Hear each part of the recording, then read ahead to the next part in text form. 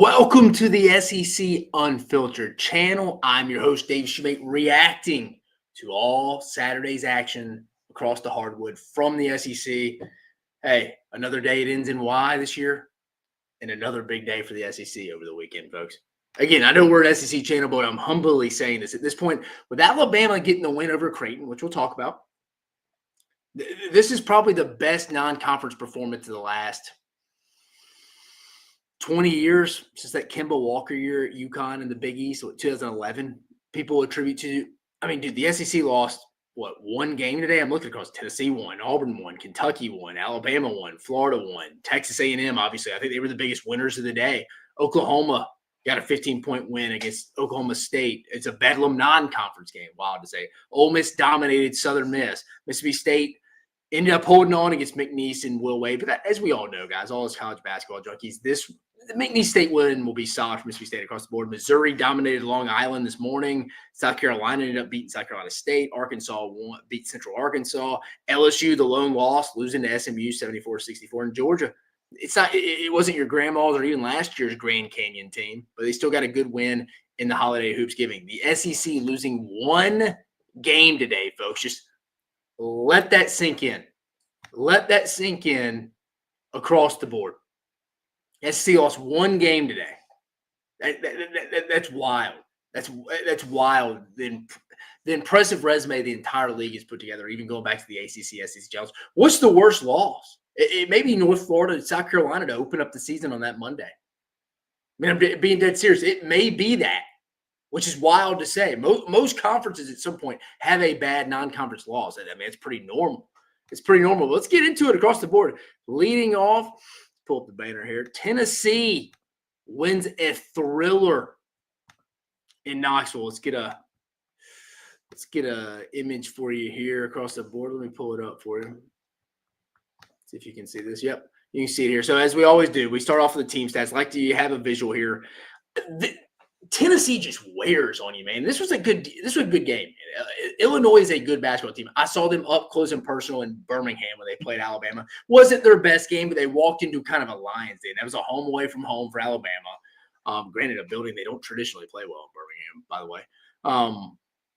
But Alabama controlled most of that game. Illinois is a good young basketball team. You sense they were playing at their ceiling for most of this game, but man, Tennessee's veteran leaders on this team, the Zakai Zieglers of the world, Jemiah Mashaks of the world, stepping up for them. Obviously, you saw Jordan Gainey's finish. Like it was a group of veteran guys versus a group of young guys. And again, I hate to say, you don't want to take any way away from Illinois because you hate to say anyone lost this game.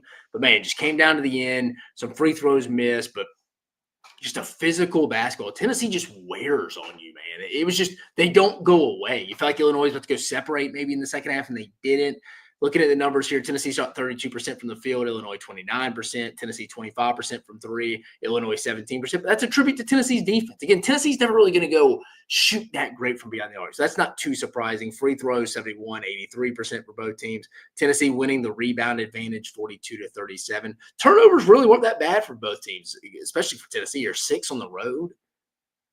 It's not bad. Again, most of the leads stayed under the double digits. I thought if anyone was about to pull away, it was going to be Illinois a little bit. But Tennessee's veteran leadership would not allow them to do it. Let's go to the box score. Look at some individual performances across the board here for Tennessee. Obviously, Chaz Lanier is one of the starters, scored 17. But the leading scorer there, Jordan Gainey, the bucket getter at the end to win it as time expired. Massive win for Tennessee. I thought this was their toughest test, and that proved to be right. This is their best win of the season, folks. And Tennessee has some solid wins across the board there.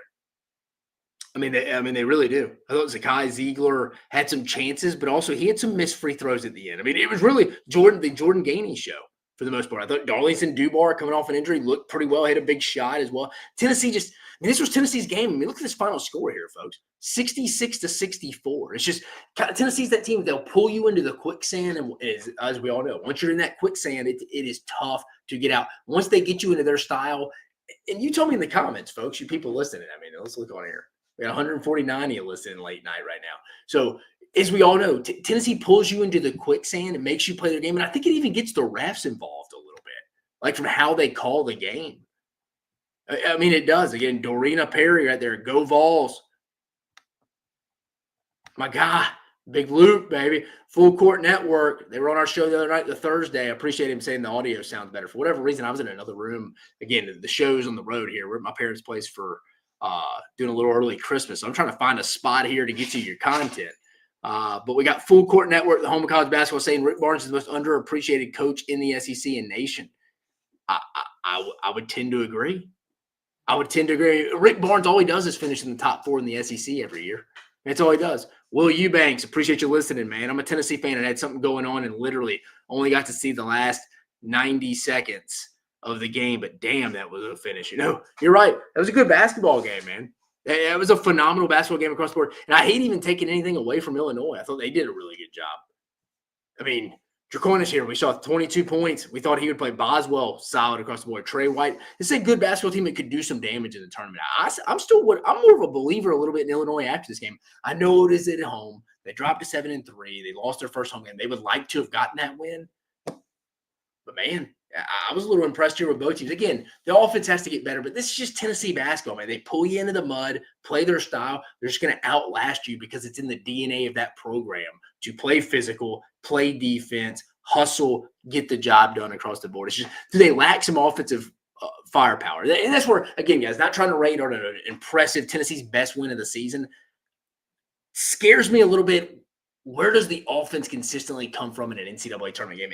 And to be honest, to contradict my own self and play devil's advocate, who cares at this point on December 14th? It's just a thought in the back of my head when I'm talking about true national title contenders. Can Tennessee, against 6 good opponents in a row, I mean, let's be honest, they're going to have a high seed like we look like they're going to be. Obviously, they're the number 1 team in the country. They would get a number 1 seed right now. Let's say 4 good opponents. Let's be honest. 5. We'll give the 8-9 matchup. There's parity in basketball this year. Can they do it 5 games in a row offensively and produce that firepower? I don't know. It's too soon. I mean, we still got an 18-game conference schedule to go get ready for. Darina Perry, yeah, Illinois got better today. I agree. Their young cats got tested today. I mean, they played Alabama and Tennessee, lost to Tennessee in a heartbreaker, controlled the Alabama game, or Alabama controlled most of the game. I mean, they beat Arkansas and Kansas City. This is a big win for Tennessee, though. They came into the week again. I thought Miami in the first half gave Tennessee their best shot when Tennessee had that number 1 target on their back, coming in number 1 this week after Kansas and Auburn losing. I thought they handled it pretty well, man. Wasn't their best game, wasn't their best effort. They could have played. I shouldn't say. I take that back. Not best effort. They didn't shoot the ball that well, but again, they survived, man. They survived. Honestly, I was worried about this game for Tennessee, but they get the 66-64 win over Brad Underwood's Illinois Illini squad. Moving on, Texas A&M. I thought they were the winners of the day, folks. I'm going to call a spade here. Thought Buzz Williams may have got his best.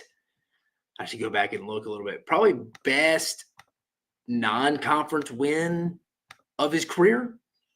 I should say in College Station. In his career in College Station, I would say. I mean, is that fair? I feel like that's pretty fair, folks. I mean, that was a big win, a home away from home, essentially, for Purdue and Indianapolis. I know it's not Mackey Arena. We saw that treated Alabama. That's one of their 2 losses there. Both teams shot fairly well, 44% from the field. That's good for A&M most nights. 45.3% for Purdue. Again, sorry, I should have said it. A&M got the 70-66 win against Purdue, but really controlled most of the last 10 minutes of that game. 3-point percentage. A&M doesn't usually shoot 40% from 3, guys. Wade Taylor, he had to play well to win this game, like I mentioned in the preview, like me and LT said, like me and Luke said. He had to play well in that game. 34% for Purdue. Free throw line, 70% A&M, 90% Purdue. Rebounds, 34-23. That concerned me a little bit if I was Purdue going to this, because you know what A&M does. It's mostly the Wade Taylor show, and you have a bunch of guys just go crash the boards, turnovers. Y'all know I'm a big turnover guy. There's a lot of turnovers in this game. 18 turnovers for A&M. I mentioned in the preview that was my concern. If you told me they had 18, I probably would have guessed they lost. If you just all you would have said was, "Hey, Dave, in the A&M Purdue game, A&M had 18 turnovers in Indianapolis in the Indy Classic." It was the name of it. Yeah, they probably lose the basketball game, I would say. But I didn't know they shot 44% from the field and 40.9% for 3-point range. I didn't know that. A&M's largest lead was 12 across the board. That's where people underestimate A&M and don't play them in the SEC a lot. I mean, look how much they out rebounded Bob, 34-23. I mean, that's what you get. Pharrell Payne with 9 off the bench. They dominated the boards against a decent Trey Kaufman Ren team. It'll be interesting to see how, as we keep watching college basketball, how some of these Big Ten teams eventually start defending him across the board, though. But A&M kind of had it in them. I kind of felt like, the Thursday show, I predicted Purdue to win this game. But as it got closer, hell, I can share the screenshot here on betonline.ag. I put a parlay in for A&M, Auburn, Florida, Ole Miss, and I think maybe Alabama would end up winning $80 on that one. Should have shared it to you folks. It's my fault. It's somewhat of a busy day. But A&M, man, I mean, what can you say about them? What did Wade Taylor end up with? 15, he went in the leading scorer. Zurich Phelps did a good job. Like I said, Pharrell Payne.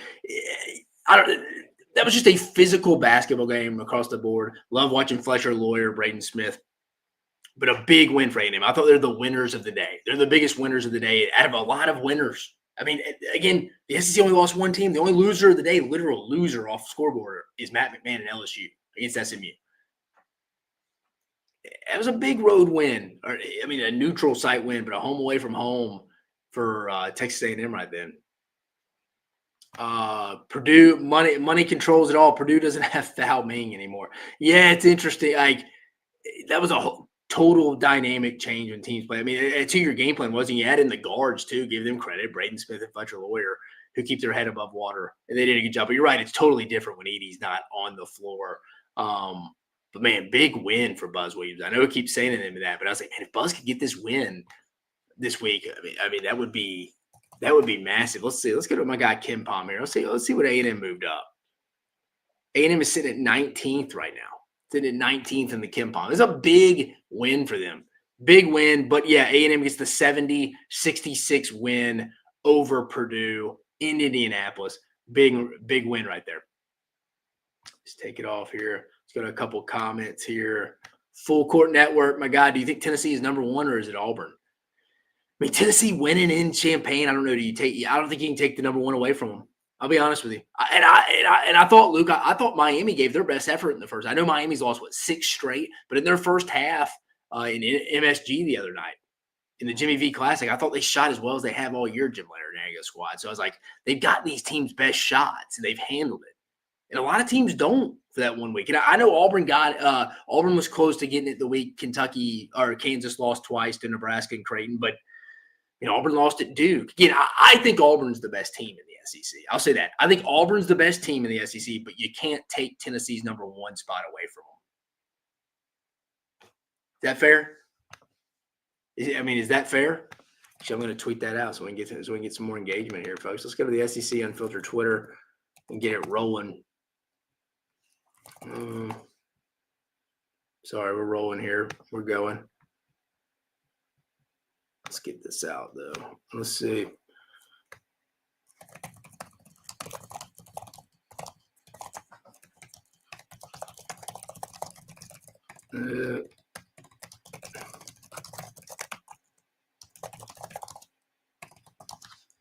There we go, folks. Let's get it going. All right, so we got A&M getting the big win. Again, I keep saying I think they're the biggest winners of the day.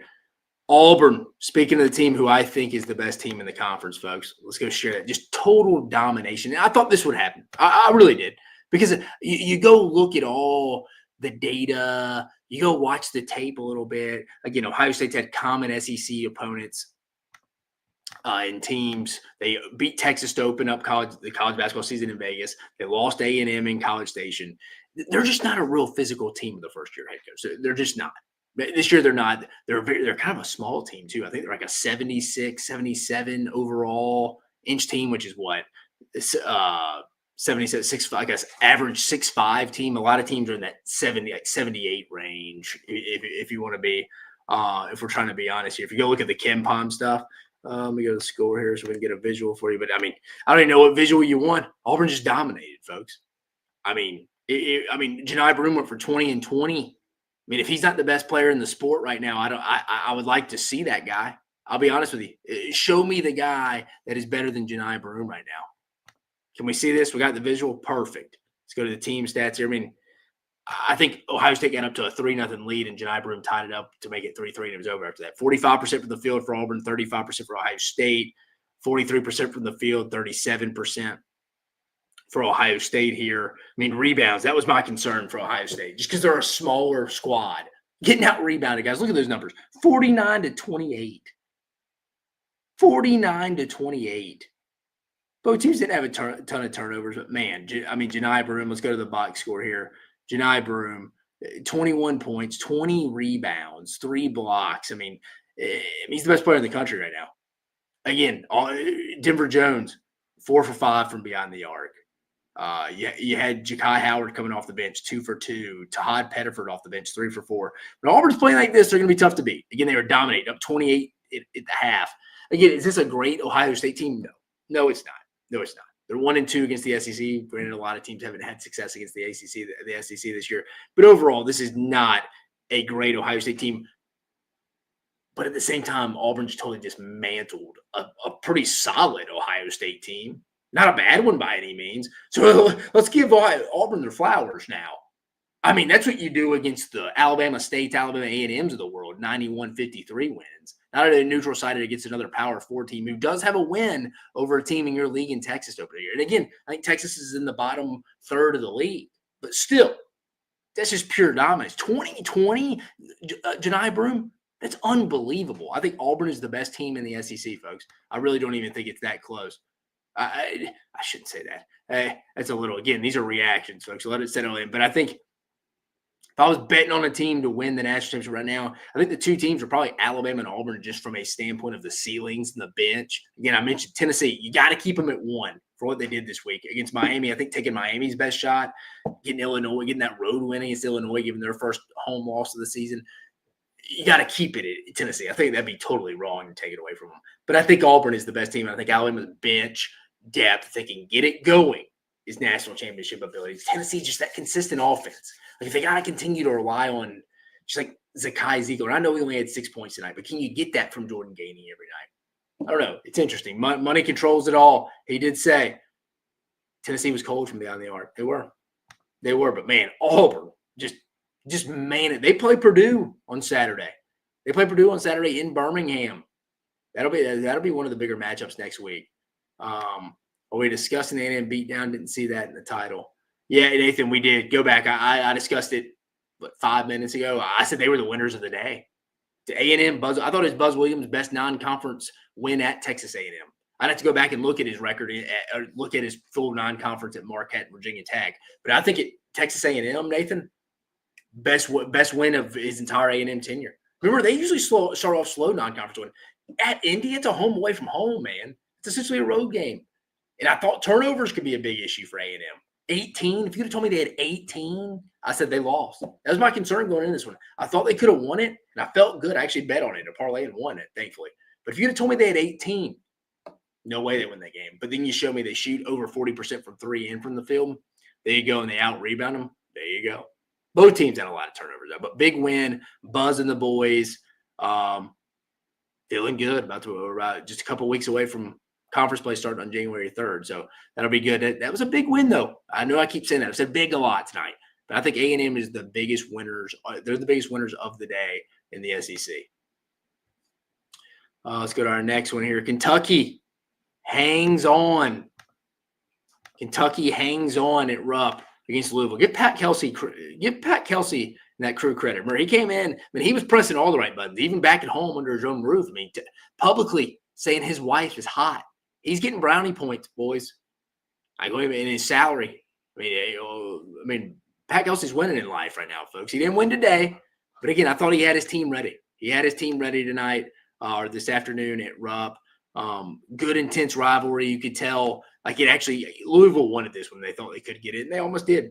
Give them credit. They're 6-5. Pat Kelsey's first year coming over from Charleston. Not a great squad, but I thought they played one of their better games tonight. Again, they got crushed by Ole Miss at the Yum Center. Oklahoma beat them in the Bahamas for the championship game in that tournament Thanksgiving week.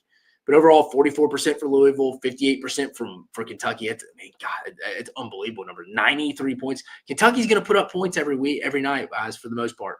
Against what game was that? Their non-conference game. They did not play well. I want to say it was a MAC team. It was a couple of weeks ago, 2 weeks ago, where the defense had to step up and win. We did a reaction off it. I can't remember off the top of my head. 52% from three. Good gracious. Obviously, the defense is going to have to improve, but the offense cannot get much better, guys. They out-rebounded Louisville 41-31. Turnovers only 11-7. I like seeing that. Y'all know I'm a big turnover guys. If you can keep it to 12 or under, you're going to win a lot of games, especially if you're like a team like Kentucky. Kentucky's biggest lead was 12, but they couldn't just get it over it to kind of run away. It almost felt like you're like, all right, are they going to go run away and hide? Nope. Here comes Louisville's run. All right, here comes Kentucky, run away and hide. Nope. Here comes Louisville's run. But for Kentucky, 33 points from Lamont Butler. I said it. He was the most underrated guard in the country going into the year. Mostly known coming over from San Diego State with his defensive ability. But, man, I've been fired up to watch him play. Watching his film this offseason when he announced he was going to go play for Mark Pope in Kentucky, I was fired up for him to go join this league. As you can tell in my voice, I am fired up at how good this league is. I said it starting off the show. The best college basketball league, or at least non-conference performance as we can stand for this calendar year of 2024 in the last 20 years. It's got to be back to that Big East season in 2011 when Kemba Walker and them got hot and won it all with Jim Calhoun. Sorry, I had to get a sip of water. But 33 points, 10 for 10 from the field, 6 for 6 from out there. He didn't miss a shot. But he missed 5 free throws. That's unbelievable. Tip of the cap to Lamont Butler, winner of the day, individual player-wise. All right, him and Janai Broome, 1A, 1B. Got to give it there. Team, Texas A&M.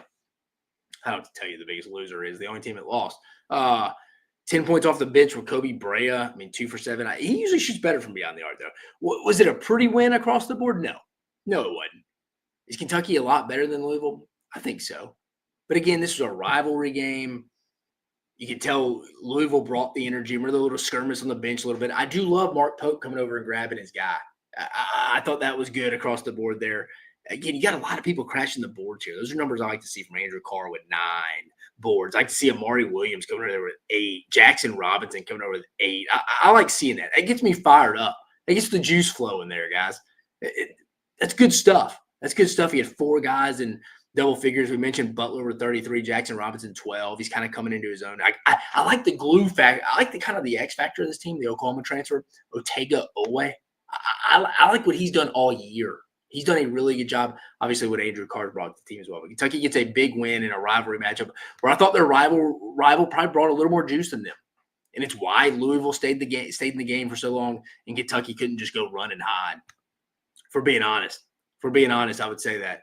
Money controls it all. If Kentucky basketball is down this year, we would have to do a wellness check on our Kentucky fans, our friends. Rough go at it in the transfer portal right now. That clown Nick Rush, poor fella. Moving on to the next one, though, Kentucky, I thought solid win across the board. Probably expected them to look a little better, but again, rivalry game. Give them benefit of the doubt there. Bama gets the big win at home over Creighton. Again, you heard Dane Bradshaw talk about it on the broadcast. Tom Hart as well. So they did a good job on the broadcast as well. It keeps Bama in that number 1 seed range. It keeps him in that number 1 seed range, and obviously that's Nate Oates and that team's goal right there. Going over team stats right there. Let me bring up a visual for you.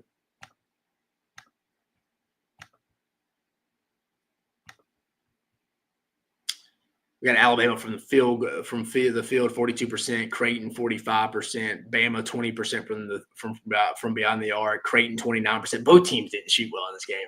They really didn't. Both teams did not shoot well from beyond the arc. Bama did a pretty good job on the boards when you factor in Kalkbrenner as well. It was Creighton more assists, 16-13, then turnovers 13-11. I always say I like to keep it to 12 or under, especially Alabama, as many possessions as they get. Keeping it to 11, they're going to win a lot of games. Doing that. But Bama got out too. As you saw, a 17-point lead. Thought they were just going to run away with it. Pops, the guard for Creighton's out for the season. I thought it was a big advantage for Bama. Bama came out firing like I thought they would. I thought Bama was going to play really well here. Their first home game in 33 days. I thought they were going to come out and play well, and they did right out of the gate. The shooting never really got going, but they had the energy. They're playing good defense. And then the last, just kind of the 4 minutes of the half, just went like a 10-0 run, Creighton, I remember just off the top of my head. And the game was at 6 points at half. As you see, 37-31. It felt like Bama dominated that half. But Creighton's in it. Bama came out hot. Bama just couldn't pull away. They outscored them in both halves, 37-31, 46-44. But it felt like Bama kind of controlled the game. You never thought they were going to lose, but it's like they mess up here a little bit. They could mess around and get themselves potentially an overtime game. Never really thought that, but it is what it was. Mark Sears starting to grow in his own a little bit. 27 points, 34 minutes, 8 for 15 from the field, 4 for 7 from beyond the arc. Thought he did get 6 rebounds, give him credit there, 4 assists. I thought Grant Nelson was bad tonight. I thought he had some bad turnovers. Just was like misfitting, falling on the ground at times, defensive lapses, not communicating. Had a key rebound at the end there, but I don't know. He just seemed a little lackadaisical. I don't know. Bama had about a week and a half off. Again, their first home game in 33 days. But I don't know. Interesting performance by him. LeBaron Filine doing LeBaron Filine things. I thought Darion Reed was really good coming off the bench, 12 points, 6 or 12 from beyond the arc, had 4 rebounds, didn't hit any threes, but really nobody did for Alabama. And I'm interested why Mo Diabate didn't get more minutes. Saw Aiden Sherrill, true freshman, one of the McDonald's All-Americans, getting his chance to guard Ryan Kalkbrenner, just his kind of matchup, 2 big guys going at it. Hey, I mean, it's 1 for 5 from beyond the arc. I know it's a part of Nate Oates' system, but it does sometimes feel like he feels like he is Steph Curry out there. I don't know why. Again, he hit one, and it's a smooth stroke. It's not ugly. It doesn't have some like hitch in it. I mean, it's top. I mean, it looks good. Just wasn't him tonight. But again, it wasn't all him. It wasn't an overall great shooting performance. But again, a big win for Alabama. They should roll into conference play with only 2 losses. You feel good about that again in this league. Again, as we said, going into the week, there wasn't a there was not a road game in this. Every road game in this league was a quad 1 loss going into this week. Now, will that change? Yes, because teams are going to start losing games when we start playing each other in a couple of weeks in this league. But man, big win for Alabama. Held on. Was it pretty? No, but they got a win over against a good Creighton team who just beat Kansas about a week ago. Again, is this a great Creighton team? No. Do I see them in the second weekend? Yeah, maybe. They always find themselves there. I think the Pops injury at the guard spot could have hurt them. But Bama getting a big home win there. Feel good about them only losing 2 games heading into conference play. And I think Nate Oates and them after having a very challenging schedule as they always do, would take that going in to league play to have a chance to get a number 1 overall seed in the rest of the league. Let's get to the rest of the league here. Let's go to schedule. We've been rolling for 27 minutes. I appreciate all 800 of you in here listening, staying with us. Again, guys, before we move on to the rest of the league, remember, let me pull it down real fast. This episode of Dave Shumate reacting from the SEC Unfiltered channel to all the action from the SEC today on the hardwood is brought to you by our buddies over at Roback. Go to roback.com and use code SECU for 20% off your first purchase. As you can tell, we're a home away from home here, but we appreciate our guys from Roback supporting us wherever this channel is going, no matter what is happening. But guys, it's winter gear. You can get any of your team's embroidery, logo, and any of their stuff. As we all know, guys, comfortable gear. So unfortunately isn't one right now. I have some in my closet over there. But go visit our buddies over at Roback and use code SECU for 20% off your first purchase. But for the rest of the league there, let's go to it. Got Florida getting the 83-63 win over Arizona State. This is a game Florida kind of dominated. I mean, it kind of felt like Arizona State, Bobby Hurley over them in shouting distance at half, but never really felt like they really threatened. Again, I thought Walter Clayton doing Walter Clayton things. 25 points, 8 for 18 for the field, 5 for 13. They get North Carolina coming up in Charlotte. That'll be interesting, but I think Florida's just better. I just think they're better. Again, Arizona State 8-2 now. Not a bad club. It'll be interesting to see where they finish in the Big 12 this year. Will Richard again 16. That little combo of Elijah Martin, he went for 15. Combination of Elijah Martin, Walter Clayton, Will Richard. They're going to take Florida as far as they go. Todd Golden and his squad, they're going to take them as far as they go. I don't know if they're ever really going to get a ton from their bench. I'll be honest with you. I mean, maybe Denzel Aberdeen. I know he only had 2 tonight, but he's a guy that comes off the top of my head. I mean, Thomas Hawk. Maybe Sam Alexis at times, but I thought this was a good win. I think a lot of people had Florida potentially losing this game. No, they held on. They dominated. This was the hoops giving as well. They played right after Auburn dominated Ohio State. Oklahoma gets a big 80-65 win in Bedlam, in the Bedlam non-conference matchup where they used to play twice a year in Oklahoma City. Good win for the Sooners there from that perspective. I mean, Oklahoma, just 34% from 3, 49% from beyond the arc. Turnovers 12, largest lead. I mean, they had the largest lead up to 27 points. Oklahoma State never led. This is just an okay Oklahoma State team. I was a little worried about Oklahoma in this one. I'll be honest with you. Again, I don't think the schedule's been that great, but again, give them what they are. They're a top 15 team in the AP poll right now, and they're 10-0. I mean, I think a lot of people, myself included, thought Porter Moser's team wouldn't be great this year. But I think Jeremiah Fears is the most underrated player in the league right now. Still, I mean, let's go look at the box score here, see where he's at.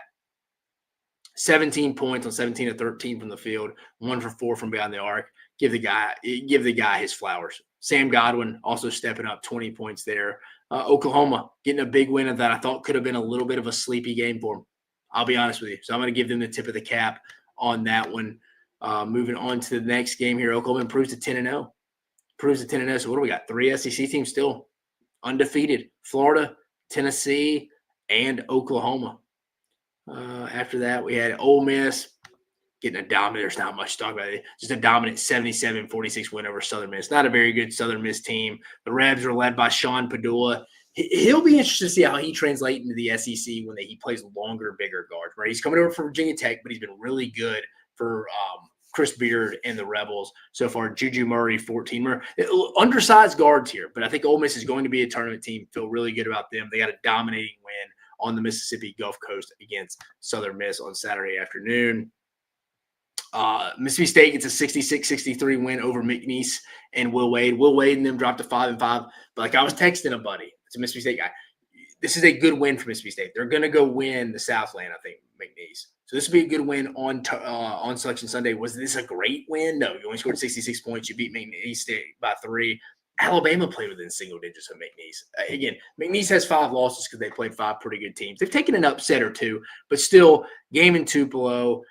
I mean, would you like to see a little more? Yeah, I mean, I thought it was an R.J. Melendez type night. 6 for 12 from beyond the arc. From the field.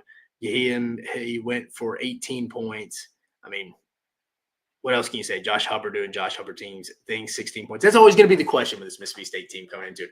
Who can help Josh Hubbard night in, night out from a shooting perspective? Mississippi State getting a win. I know some Mississippi State fans are not fired up about this, but I'm telling you, McNeese State's a pretty good squad. They got a lot of transfers, a lot of Power 4 guys transferring up. They're long, they're big, good basketball team. I've watched them a couple of times at Mississippi State getting the 66-63 win. Missouri really kicked us off today, getting the 88-61 win over Long Island University. The Sharks are not a very good team. They're 5-9 right now, or 4-9 right now. Again, kind of scoring across the board here for Missouri. 15 points, Mark Mitchell. You had Trent Pierce going off the bench for 24 points. Marquise Warwick for 16. I can't talk about this one in depth, guys. I need to go back and watch really the full highlights of this. But Missouri sits there at 9-1. Probably should be undefeated if they would have held on to that Memphis win. But they get the win this afternoon as well. South Carolina getting the win over South Carolina Upstate again. Not a great team across the board. Kyler Murray Bulls with 13. Nick Pringle getting 19 points, 8 of 10 from the field, had 6 rebounds as well. They'll take that. Lamont Paris and the boys will take that every night. You had 4 out of 5 starters scoring double digits. Jamari Thomas went for 11. Jacoby Wright went for 10. Was it pretty? No. I watched some of this game, but again, South Carolina ended up pulling away. It was only a 7-point game at half. It was sloppy in the first half, but they ended up putting South Carolina Upstate, the Spartans, to bed in the second half. LSU, our lone loss of the day. Myself and Luke talked about it on the preview on Thursday. This was a game you felt like Matt McMahon in the third year really needed. Again, did he have to have? No. I mean, he's got opportunities to go win plenty of quad one opportunities in the SEC, but this is one you feel like in year 3. You had 2 teams kind of coming in with 1 to 2 losses, and it's kind of like, hey, if we've improved in year 3, we can see it. I know Jalen Reed's hurt, but still. Jordan Sears led them with 21 points on 7 of 13. I don't know. I thought this was a game they kind of needed to have. I really do. I mean, 21 points from Jordan Sears, 13 from DJ Bailey, only 64 points, gave up 74. Again, not bad defensively in today's college basketball. They shot 42% from the field, 26% from beyond the arc. 17 turnovers, guys, away from your building. Really, even in your building is going to get you beat most nights. That's the range where it's just blinking red panic. If you're in that range, that's why I said A&M winning with 18 turnovers was a borderline miracle. But the way they shot, over 40% from the field and from behind the arc, it's the great equalizer. Again, LSU only shot 42% from the field and 26% from beyond the arc. You give up 17 turnovers, 17 extra possessions, that's a conversation for another day. Now, granted, SMU went much better, only 15, but a common opponent in the SEC, always bring it. Mississippi State beat SMU on their home court earlier. So LSU in year 3, I don't think anything's going to happen to Matt McMahon this year unless it just gets really bad. That's one you'd like him to get. But SMU gets the lone win over the SEC this Saturday, 74-64 over LSU. I thought Georgia getting a little bit nationally, not going to get a lot of run on this, but I thought one of the more underrated wins of the night. This isn't last year's Grand Canyon that made the NCAA tournament, lost to Alabama in the second round, gave Alabama a run for their money in that second round on that route to Alabama's Final Four appearance. But they beat the Lopes 73-68. I mean, Georgia controlled this. They were the biggest lead was 13. Biggest lead for Grand Canyon was 3. Georgia shot 50% from the field. 3-point percentage, they shot 33%. Let's see the turnovers. Y'all know how many turnovers? 18 again. God, that's got to start slowing down in league play, folks. That'll be interesting there. That concerns me a little bit there. Let's go to the box score there. But again, I thought Georgia had to win those 2 against Notre Dame and Grand Canyon. Were those 2 great teams? Were those even NCAA tournament teams? To be determined. I think in Mike White's third year, he needed this one. This is his best roster by far, for sure. But I think Asa Newell went 17 points, 6 for 8 from the field, 2 for 4 from beyond the arc. Blue Kane did his thing, hit some big shots, 2 for 4 from beyond the arc. Tyron Lawrence, who I think is underrated. I like the Vanderbilt transfer. He's used to this league. He knows how athletic this league is. 10 points, 3 for 6 from the field. Didn't hit a 3, though. The bench is concerning a little bit. What can Dakota LaFew do? He's came in and hit some threes for him. Only 7 points, though. But obviously, I mean, I think RJ Godfrey can do some things for you, be a little bit of an X factor. Again, 4 points, didn't do really much else. But Asa Newell will have to be the guy. I think it kind of him and Silas Demery will be the key. And I think Tyron Lawrence will be an X factor for this team. I like Georgia to be an NCAA tournament team right now, but still some things to work on. Can't be turning the ball over 18 times, but a good win over an NCAA tournament team from last year. This was the third and final game of that hoops giving tournament. Remember, Ohio State, Auburn played first, then it was Arizona State, Florida, then obviously Grand Canyon, Georgia, and Georgia getting that big win. Graham Coffey, big Georgia guy here. Samoto is the guy in the middle. No, you're right. I thought he played well, 5 blocks. I can't wait to go watch these highlights. This game, the LSU game are the ones I need to go watch. I had it on the other TV. My parents don't have the setup I have, but I want to go back and watch this. Georgia's one of the more intriguing teams in the country, honestly. They're going to have a lot of opportunities to go get some quad 1 wins. They're going to roll into conference play most likely with 1 loss. I said it. I think I talked to Graham about it on social media. Just they needed to win those Notre Dame and this game right here. And that was key. And I feel good about them making the tournament. Mike White's done a really good job with this roster. This is his best roster. This is probably the best roster they've had since – he's probably better than that Mark Fox team that lost to Michigan State in the first round. What tournament was that? 2015, 14, 15, I think maybe. Graham, appreciate you listening, brother. But no, folks, I mean, hell of a day for the SEC. I mean, hell of a day. Again, you go back, look at the ACC challenge. I should say SEC challenge. Then you go look about what they did today with only 1 loss. LSU, which is disappointing in itself for the reasons I mentioned. You feel like if you were taking steps in the right direction, if you're Matt McMahon, that team, year 3, you go win that game at a neutral court against SMU. That's what Georgia's doing in year 3. They're doing it. To my point, you're comparing teams that are kind of in the same year span, Matt McMahon, Mike White. And you see Georgia trending. You see LSU just kind of just stagnant all over the place. That was the game you wanted to see, but you can't complain too much if you're an SEC basketball fan. Only 1 loss today. Big wins. Tennessee getting the road win against Illinois. The veterans outlast the youngsters. Auburn just dominating Ohio State. Janai Broome giving him the player of the year right now. Yeah, A&M, biggest winners of the day, going into Indy and getting that big win against Purdue and Indianapolis, essentially a road game. Bama getting a big win against Creighton, staying in that 1 seed range. That's where Nate Oates and them want to be. Across the board, Florida dominant. I want to see them play North Carolina, though. I think they are the better team, though. We'll see that here soon, guys. But, man, just a phenomenal good day across the board from the SEC, folks. But I am so glad I got to bring you this reaction. We had the volume fix it, the audio working here a little bit. Sorry about the show on Thursday if you were listening to that. It's a little staticky all over our place with my guy Luke Taylor. It wasn't Luke. It was on my end, so it's my fault. But I appreciate y'all listening to this reaction, guys. Remember, this episode or this reaction to a phenomenal day from the SEC on the hardwood is brought to you by our buddies over at Roback. Go to roback.com and use code SECU for 20% off your first purchase, folks. For your host, Dave Shumate, love bringing you all the college basketball content your way here on the SEC Unfiltered channel. But we're more than just a basketball. We got SEC football. We got bowl game previews coming up. We got the SEC Awards show tomorrow. Myself, Cole Thompson, Chris Phillips are all filming live. Then we got baseball's not too far, guys, in February. Our guy, Harrison Fant and Chris Phillips and myself, I'll be tuning in on that as well. But, guys, we're trying the road to 20 by the end of the national championship game. I'm even extending the deadline here, folks. I said it before the playoffs. Let's get to 20,000 subscribers on YouTube before the national championship game on January 19th.